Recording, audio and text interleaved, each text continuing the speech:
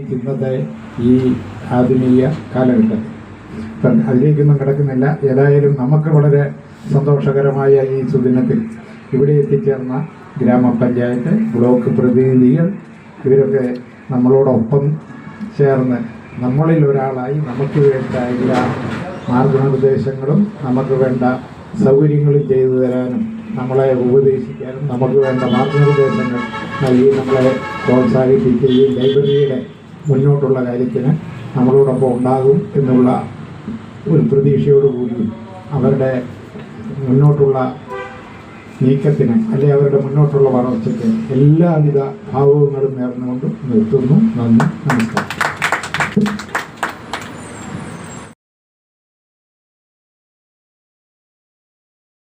ഒരു 10 വർഷത്തിന് ശേഷം കേരളം എന്തായിരിക്കും എന്ന് നമ്മളൊന്ന് അല്പനേരം ചിന്തിച്ചാൽ ഭയത്തോടു കൂടി മാത്രമേ നമുക്കതിനെ കാണാൻ സാധിക്കുകയുള്ളൂ.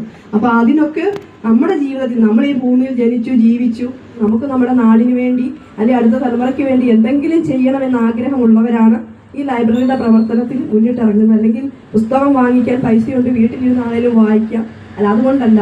അപ്പോൾ അന്ന് മുതൽ ഈ ലൈബ്രറിയുമായിട്ടുള്ള ഒരു ആത്മബന്ധം നിങ്ങൾ നിലനിർത്തുന്നു എന്നുള്ളതാണ് അതിൻ്റെ സത്യം. പക്ഷെ ഇന്നത്തെ സമൂഹത്തിന് അങ്ങനെ ഒരു ആത്മബന്ധം മാതാപിതാക്കളോടുമില്ല, സമൂഹത്തോടുമില്ല എന്നൊരു യാഥാർത്ഥ്യം കൂടിയുണ്ട്.